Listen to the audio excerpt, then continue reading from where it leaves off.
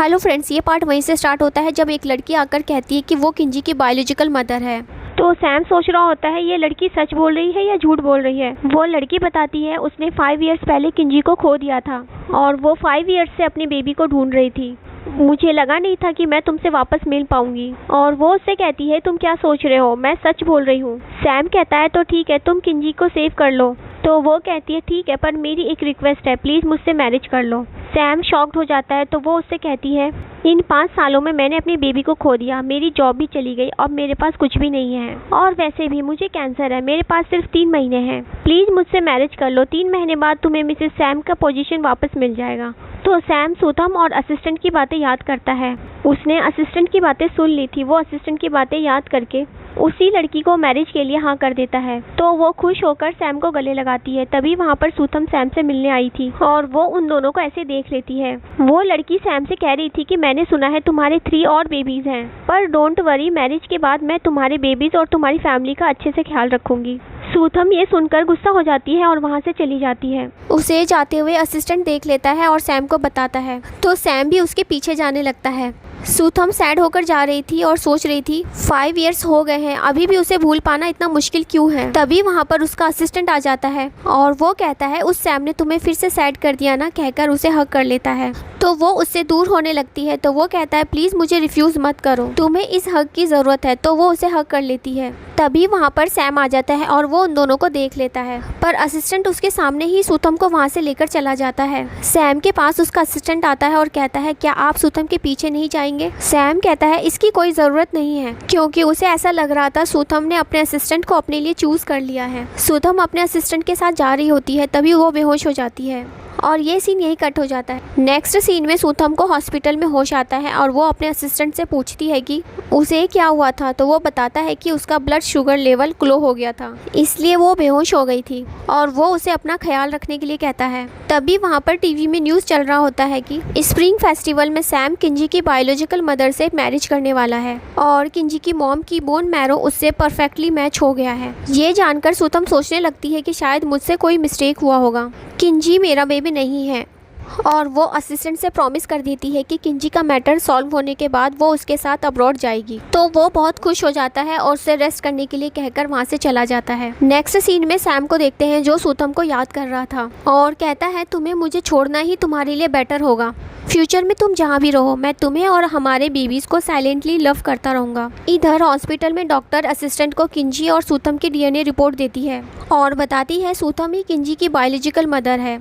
तो वो कहता है अभी मैं सुथम को बताता हूँ, कहकर सुथम के पास जाता है और वो उससे कहता है मुझे तुम्हें कुछ बताना है। तो वो भी कहती है मुझे भी तुमसे कुछ बात करनी है, और वो कहती है मैं तुम्हारे साथ अब्रॉड चलने के लिए रेडी हूँ, पर उससे पहले मुझे अपने 4th बेबी को ढूंढना होगा, उसे बिना ढूंढे मैं नहीं जाऊंगी। तो असिस्टेंट उसे किंजी के बारे में बताने ही वाला था। तभी न्यूज़ में ये आता है कि सुमो को अरेस्ट कर लिया गया है, क्योंकि उसने 5 इयर्स पहले प्रेसिडेंट सैम के बेबी को किडनैप करके उसका मर्डर कर दिया था। ये सुनते ही सुथम सैड हो जाती है। तो असिस्टेंट उसे बताने की कोशिश करता है कि उसका डेथ नहीं हुआ है, पर वो कहती है मेरा अब यहाँ रहने का कोई रीज़न नहीं है। तो असिस्टेंट भी उसे रिपोर्ट के बारे में नहीं बताता और उसे अपने साथ अब्रॉड चलने के लिए कहता है। तो वो मान जाती है। नेक्स्ट सीन में सैम की मॉम उससे पूछ रही होती है कि तो क्या तुम सच में इस लड़की से मैरिज करने वाले हो। सैम कहता है ये किंजी की बायोलॉजिकल मदर है, उसे बचाने के लिए ये करना होगा। तो वो लड़की भी कहने लगती है डोंट वरी, मैं किंजी का अच्छे से ख्याल रखूंगी। सैम की मॉम उससे कहती है अगर तुम सच में किंजी की बायोलॉजिकल मदर हो तो तुम अभी क्यों नहीं बोन मैरो दे देती, मैरिज होने का वेट क्यों कर रही हो। और पूछती है तुम सच में उसकी बायोलॉजिकल मदर हो ना। तो वो कुछ नहीं कह पाती। सैम की मॉम उसे वहाँ से जाने के लिए कहती है, क्योंकि उसे सैम से कुछ अकेले में बात करनी थी। वो वहाँ से चली जाती है, पर चुपके से उनकी बातें सुनने लगती है। सैम की मॉम उससे कहती है तुमने अच्छे से सोच लिया ना कि तुम उससे मैरिज करने वाले हो। तो वो कहता है मैं किंजी का फादर हूँ, इस सिचुएशन में मैं और क्या कर सकता हूँ। सैम की मॉम कहती है पर तुम उससे प्यार नहीं करते, सुथम से करते हो, और वो भी तुमसे करती है, तो उसे जाकर एक्सप्लेन करो, वो तुम्हारी बातों को समझेगी। सैम कहता है पर उसके लिए यही अच्छा होगा कि वो मुझे छोड़कर चली जाए। तो सैम की मॉम समझाती है तुम उसकी तरफ से डिसीजन मत लो, तुम जिससे प्यार करते हो उससे जाकर बात करो। ये सुनकर वो लड़की कहती है सैम सिर्फ मेरा है। नेक्स्ट सीन में सुथम को डॉक्टर किन ने एक पार्सल भेजा था और उसे देखने के लिए कहता है, और ये डॉक्टर किन सुथम के असिस्टेंट का फादर होता है। जब वो पार्सल खोलकर देखती है तो उसकी असिस्टेंट के साथ एक फोटो होता है। डॉक्टर कीन कहता है ये तब की फोटो है जब तुम अब्रॉड में बेहोश हो गई थी और उसने तुम्हारी हेल्प की थी, और बताता है कि उसने साइलेंटली तुम्हारी बहुत हेल्प की है। मैं पहले तुम्हें अपनी डॉटर इन लॉ नहीं बनाना चाहता था, पर उसने तुम्हारे लिए 3 दिन तक बिना कुछ खाए पिए मेरे रूम के बाहर खड़ा रहा था मुझे मनाने के लिए, तब जाकर मैं माना था। मैं ये सब तुम्हें इसलिए नहीं कह रहा क्योंकि वो मेरा सन है, और ना ही मैं तुम्हारे फीलिंग्स के लिए फोर्स करना चाहता हूँ। मैं बस तुम्हें इतना कहना चाहता हूँ, तुम्हें उसे एक चांस देना चाहिए। सूथम इस बारे में सोच ही रही थी, तभी उसे सैम का कॉल आता है